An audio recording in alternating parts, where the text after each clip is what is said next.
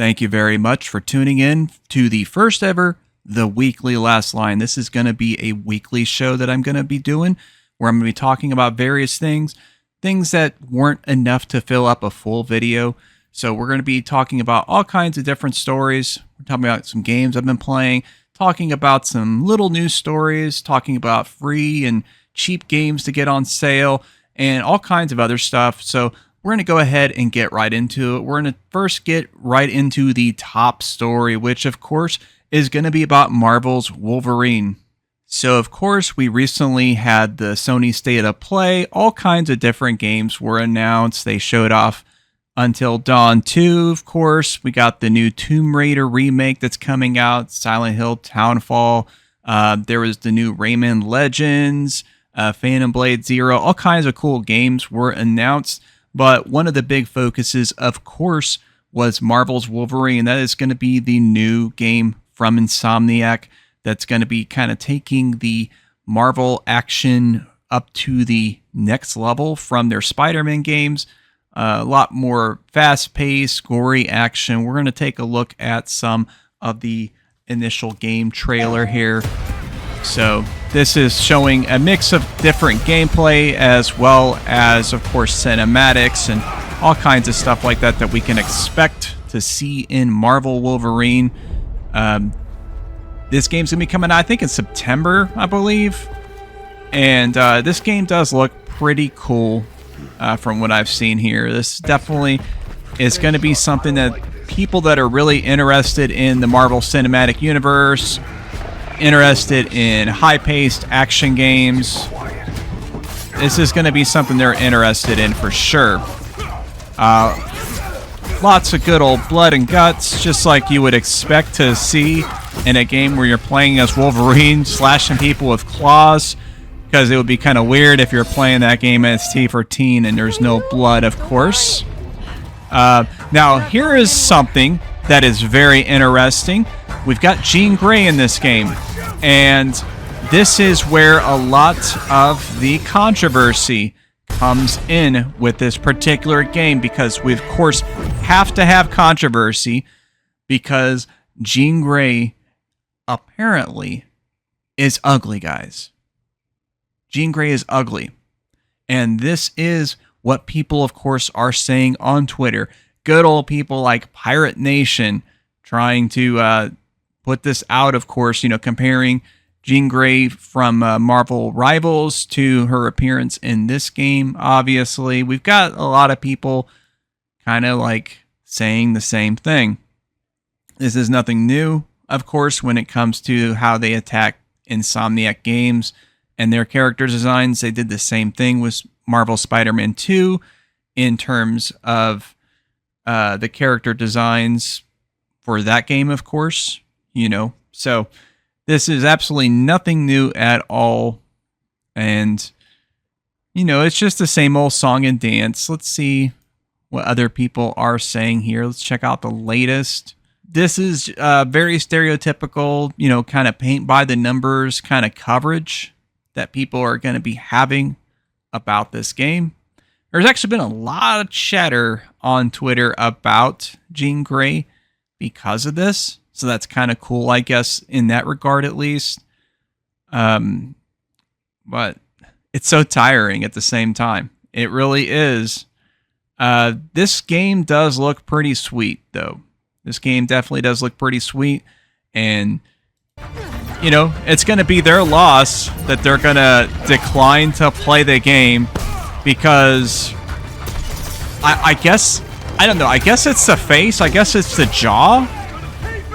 I don't know if that's what the problem is. I'm guessing that's what it is. That's what kind of stands out to me as to what they would have a problem with in terms of her design as opposed to everything else that was shown, Such a small and inconsequential part of the game trailer. Like I said, it's really practically irrelevant. So we're going to look at that again.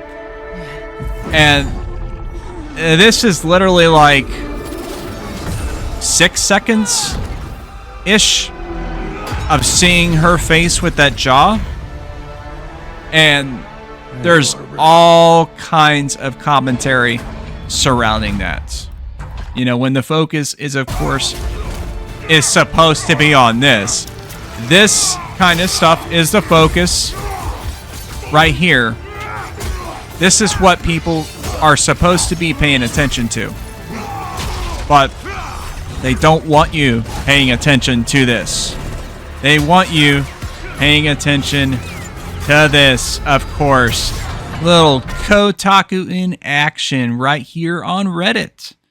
And of course, the person deleted their post because their post was, let's be frank, fucking stupid. You'd be forced to play as a grandma character. Insomniac Games and Naughty Dog have created excellent gameplay while spoiling their games with woke ideologies. Good old same song and dance, of course. But let me know if you guys are interested in Marvel's Wolverine. If you got a PS5, is this a game that you're going to be checking out? Are you interested in maybe getting a PS5 for this game? Because Sony, of course, has announced they are not going to be doing PC games anymore, at least not for single-player titles like this. So just let me know what you think. So one thing I've been playing lately is Mina The Hollower, which is the new game from Yacht Club Games. And this is basically their take on something like a Zelda-style game. It's actually pretty fun. It is not exactly what I expected. It has a lot more platforming than I would have expected for a game that's like this. So it's a little challenging to get the hang of it because it's not really the best style of platforming. But the gameplay is actually really addictive. It's very fun. The challenge seems very fair. It is very challenging though. And one thing that is pretty cool is that there's these modifiers that you can turn on or off to actually kind of fine-tune the gameplay to your tastes.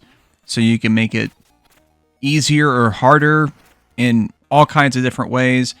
You know, if you have like struggles with getting hit a lot, for example, you can reduce the enemy damage to make things a little bit easier. You know, there's all kinds of different options that you can fine-tune. And so that's really cool. The art style is like on point Game Boy color, of course. Very, very well done. Everything is super well animated. The intro cutscene is just amazing. And I highly recommend that you guys check out Mina the Hollower. And the coolest thing, Yacht Club said that they priced the game the way they did because they didn't want people to wait for a sale. You can get this game, this, you know, large open world adventure RPG game for only $20, and it's available on all platforms. You can get it on consoles, you know, whatever console of choice. You can get it on PC, of course. There's all kinds of different ways to get this game, so I highly recommend you take a look at Mina the Hollower. I don't think you're going to be disappointed. Okay, so I just wanted to shoot this little segment just to make you guys aware of some of the recent videos that I've done on my channel. If you happen to miss any of these, I just want to kind of do a quick little rundown about these real quick. Definitely take a look at the channel link in the description down there. You know, just click my name down there. You'll be able to see these fine videos. You'll be able to see what the conversation has been about this week. I did do a video discussing David Jaffe's thoughts about the new God of War Laufey. I mispronounced it as Laufey and kind of mocked him about his pronunciation. I think he said Laffy or Laffy or something like that. It's Laufey, according to Corey Barlog, of course, the head man over at Sony Santa Monica Studios. So we did that conversation, of course. I did roast a Steam curator that I follow called Woke and Censored Games Alert. Kind of just mocked and made fun of some of their hot takes and also pointed out some of the hypocrisy with some of the takes, of course. We did do a video about Smash JT. Basically, he was kind of criticizing Mina the Hollower and Yacht Club Games over their past Black Lives Matter activism, and he kind of has a history of his own with that. So that's what that video is about, if you want to check that out. Did a video about 007 First Light, calling out some of the people on the internet that made various claims about the game prior to launch in terms of it being woke, and it turned out that they were wrong, of course. So this video was kind of about that subject matter. I also did a video discussion. This was a members first video that I did where we talked about Ubisoft.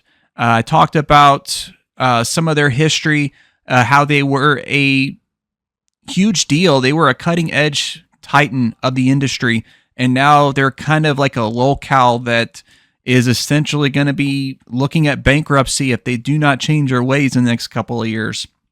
And of course, this is technically just a tiny bit more than a year ago, a year ago. What the hell am I talking about? A week ago, where I talked about the price increase on the Steam Deck and some of the discussion regarding around that.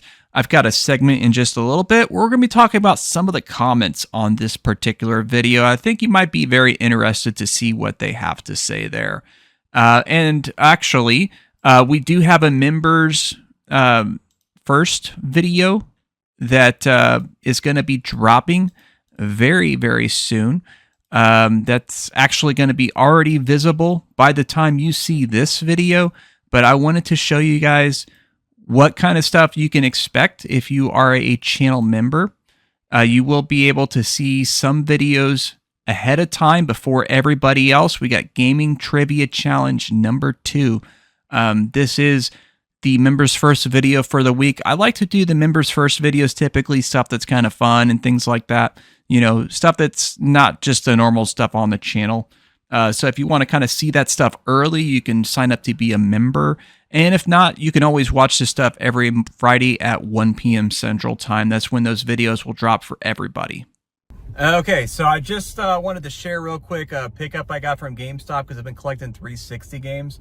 This was actually a really cool one to find.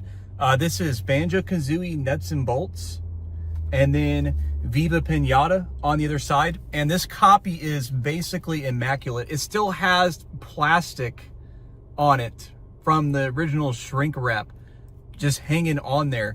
That's how new this is here. And this is actually really cool because it's like a double set that they did for the Platinum Hits. And it's got all the booklets and everything like that. Everything is still, it's got both booklets for both games. So that's actually really cool. Yeah, I just wanted to share this with you. Hit this up at the local GameStop. Use my Power Up coupon. So I only paid like $5 plus tax for this. And for 2 games from Rare on the 360 in this good of a condition, not too bad. Okay, so I recently did a video about the Steam Deck price increases that were recently announced, and I shared my thoughts on them and everything like that. And of course, people generally responded positively, but there were a few out there that apparently thought I was being disingenuous and that this video was clickbait and all this other good stuff. Like this guy right here says, "Vid feels kind of bait, won't lie. It feels like a Tim Sweeney moment." Of course, they're alluding to the fact that they thought that this was a hit job against Valve, that I was just trashing them, which, you know, I have made some critical videos in terms of Valve in the past. I've made them about all of the game companies, so I'm not like a simp for any of them, but I do have a pretty large library of games on Steam right here. I'm just going to do a quick little scrolly scrolls. I have way too many games on Steam, and it's kind of embarrassing, honestly, but I'm a fan, but I'm not a simp of Valve or any of these companies. So, I mean, if you don't like that, that's tough. That's tough choice, I guess. That's too bad. You know, of course, a lot of people think that I wasn't talking about the RAM and SSD prices. I did address that in the video, which if you watched the video, you would have saw that I did talk about that. And I also kind of dispelled why the price increase is a little bullshit. I did discuss that. Again, somebody saying it's clickbait. They blocked my channel. That sucks. I'm sorry to see that's happening. I guess we're not going to be seeing OJ Machine 9545 on this channel ever again. That sucks, but it is what it is, I guess. You know, just going to move on from there. Of course, this person, of course, called Me an Idiot channel. You have no clue about the hardware industry and how the prices come to be apparently laughable. Actually, I did share a video to them in response where I did a video talking about how retail prices for gaming is going to be kind of crazy in 2026. I did this towards the end of 2025, so this is nothing new. Of course, they were talking about the cost of screen, peripherals, etc. Now, that stuff has not really increased all that much at all because it's not directly related to this whole data center push. And I did say, do you comment this shit on every other channel that's talked about it? My take isn't exactly original. I actually have 3 different YouTube videos. I have one from ABE, 8-Bit Eric. We got one from ReviewTech USA 2, and we got one from Digital Foundry. Now, there are some people that talk about, oh, you're not talking about the, RAM prices and all this good stuff, even though I'm sure they probably did. I'm sure they probably did in their videos. But for the most part, there's been none of this type of engagement on their channels, at least that I can visibly see. Maybe they did some comment moderation. I don't know. But nobody's been accusing them of clickbait, even though, like 8-Bit Eric titled his video, "The Steam Deck is becoming a scam." That sounds pretty clickbaity, doesn't it? Doesn't it? I mean, but he's probably not wrong at the same time when you look at the price difference, how much the prices went up, and you compare it to what the prices are for the consoles, how much they went up by. It is such an egregious increase. That's why people like me and him and Rich from ReviewTech USA, we're all having similar opinions on this, even though we probably have very different opinions on a lot of other subject matters. Okay? This is nothing new at all. I watched Rich's video too. He did talk about the component price increases. All this good stuff. You want to look at the thumbnail? Do you want to look at the thumbnail for this video? Valve WTF? Are you telling me this is not clickbait looking? And yet, no comments about it being clickbait on their videos. We got Digital Foundry. They're definitely more down the middle of the road. They don't really engage in the culture war stuff. They're mainly just talking about tech-related stuff. They're talking about the tech side of things. That's what they do. And, you have people saying this here. They're talking about the whole thing. But, again, none of this, actual, attack like they do to a small channel like mine. What's up with that? Is it because, you think, oh, well, they're a small channel, nobody's gonna, defend them, who cares about them? I guess maybe that's the case. I don't care, though. Obviously, I'm not actually bothered by people like this, but I do leave their comments up because I think it is important to show that people like that are out there. But everybody else is cool on the video, they were cool. They behaved well, actually, I don't know. I guess I had more than I thought that were like this here. There's another one right here. It's meant to be an engaging title. By the way, it's not meant to, I'm not saying that Valve has lost its mind completely, I guess maybe that's clickbait, right? I guess that's clickbait. It'd be clickbait if I posted that title and then didn't discuss that subject at all. That would be clickbait. That's what clickbait is. That is when you are misrepresenting what you're talking about in a video topic. So, the more you know, though. Okay, so I've got a little bit of a public service announcement for any of you folks out there that are into homebrew, indie stuff, particularly on the Sega Genesis or MegaDrive. This is something you're going to be wanting to check out here. So there is this company called Kai Magazine Software. They put out some various homebrew stuff. They also put out homebrew on Intellivision and MSX, but the main focus of discussion here is on the Genesis/MegaDrive. They have several games available on this particular platform that you can pick up and play on your Sega Genesis, but I highly recommend you don't. And that's actually because of this video from goatee_. They actually have quite a lot of interesting things to say about this particular company in regards to a game called Death and Lead. So we're going to play a little bit of this video. I've got the link in the description if you want to check out the full video, but let's go ahead and let it rip. Stolen or AI-generated graphics are normal with Sky Magazine's games. But this new MegaDrive game isn't even trying to sweeten the pill. I soft-locked on my first run. Oh, geez. Okay, so we've got AI-generated content. We've got buggy design. And AI-generated. Stolen assets. Death and Lead. Yeah, stay away from this for sure. Stay away from Kai Magazine's software. Obviously, people that are into the homebrew stuff, they're always interested in seeing what's new because there's really not a lot of homebrew stuff out there when you compare it to games on modern platforms. Of course, you get dozens, if not hundreds of games coming out every week, it seems, on platforms like Steam. And, so it's a lot bigger of a deal when you see a homebrew game release on an older console like these. And so you're obviously going to be a lot more interested in supporting those people. But this is one not to support. Definitely stay away from Kai Magazine's software. Be sure to throw your support towards other developers that are actually putting the hard work in. All right, so I wanted to share some news real quick about some free and games that are on sale. This is going to be part of the weekly Last Line special. First of all, this is one that you're going to want to hit up on Steam. This is Gravity Circuit.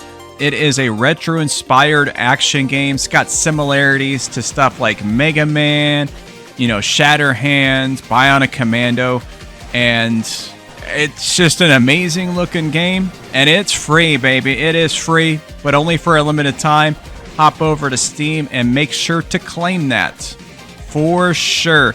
And by the way, if you're wanting to check out something a little more modern, right now, Marathon, that game that everybody's been trashing on because it hasn't sold like 15 million copies. Well, you can stop listening to the grifters about this game and just give it a try for yourself, because right now you can play Marathon for free until June 11th. So you can actually engage with the game yourself and see if you like it or not, instead of just listening to some a-hole online complaining about it. And it is on 30% off sale as well if you want to pick that up. And that's not just on Steam. That is also the case for PlayStation as well. PlayStation gamers can give it a try for free as well, and then choose if they want to purchase it or not afterwards. But anyways, it doesn't seem like it's available on Xbox, unfortunately, so that's something to keep in mind, but definitely keep an eye out for that. And then, of course, everybody knows about the Backrooms movie that's been tearing up the movie theaters, hit #1 in the box office off of a $750,000 budget. They made like $80 million or something like that. Insanity. Did you know that they made Backrooms video games? As a matter of fact, that's why I thought this whole Backrooms thing came up off of. Apparently, it's Kane Pixels that did the video originally, and these games were inspired by it. This was one that actually came out like just a few months after his, viral video series. And it's on sale right now, 30% off. So you can definitely check out some of that. Or they even have more Backrooms action. They've got Escape to Backrooms, which I honestly don't know what the difference is between these games. This one might be a slightly safer bet if you're kind of weary of early access, because this one's not in early access. But this one's 20% off. So you can get your Escape horror action wherever you choose on Steam. And I think they have these on consoles as well. So yeah, definitely for sure. Check that stuff out. And don't forget, of course, we got GOG, good old GOG. I like to sing their praises because they offer DRM-free games, and you can get some classic RPG action on discount over at GOG, including the Legend of Mana and Trials of Mana. They finally got some of the Mana series games on GOG, some very good discounts. at least for Square Enix standards. Usually you're not going to get more than 50% off, but they got some 60, 70% off titles here. So probably some of the cheapest you're going to get these games, unless, you're kind of sailing seas, right?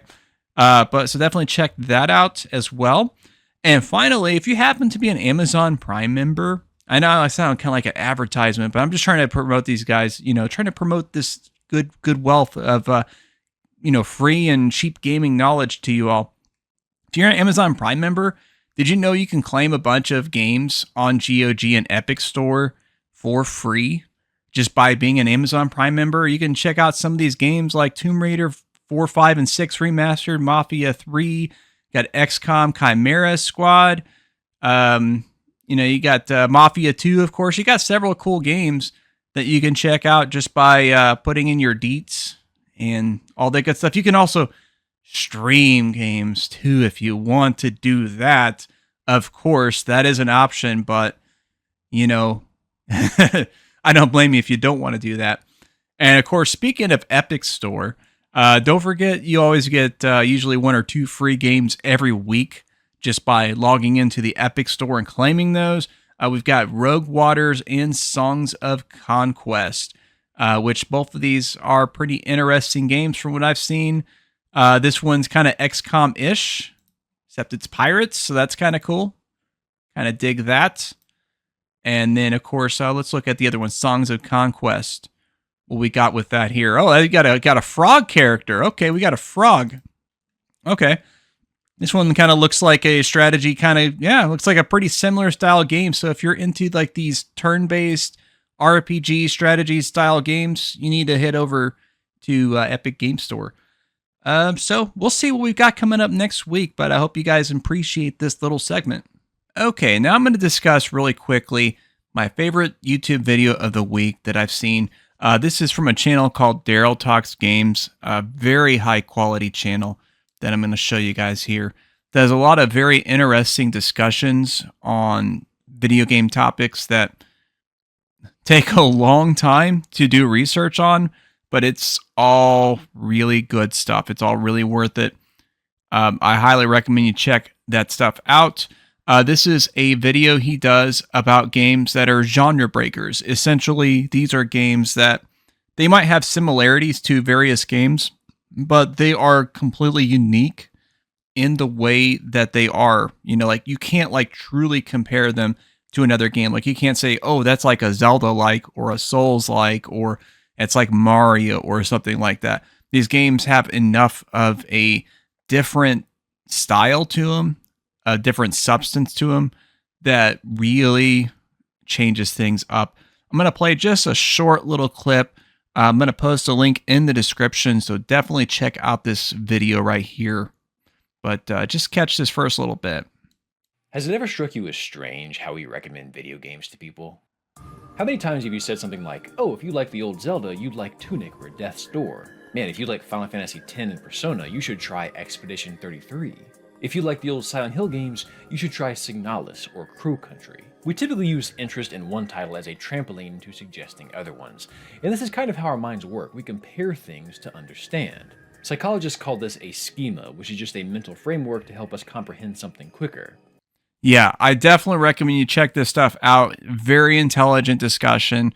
You might actually learn a thing or two. So Daryl Talks Games, and that's spelled like Daryl from The Walking Dead Daryl, of course. So definitely take a look. So I hope you guys enjoyed the first Weekly Last Line episode. This is the kind of stuff you're going to expect to see on a weekly basis, stuff that's not going to be covered on my regular videos on the channel, and just stuff that I thought be kind of fun and interesting to bring up. So hope you guys enjoyed that stuff, of course. Be sure to subscribe and hit the bell to be notified whenever new videos come out so that you can watch them, and if you don't want to watch them, I'm not sure why you watched up to this point of the video, but I guess thank you very much. Regardless, I guess you could just treat it like a podcast if you want to, of course, even though it is a visual medium as well. I'm showing stuff on the screen. I'm not just talking, but there is that, of course. And special shout out to the channel members, Super Mega Graphics 64 and Intellivision Gamer. Thank you guys very much for being valued channel members. I want to thank all the subscribers as well. Had quite a few new subscribers over the last couple of weeks, so I appreciate that as well. So thank you very much for watching another episode of the Weekly Last Line, and that's the last line.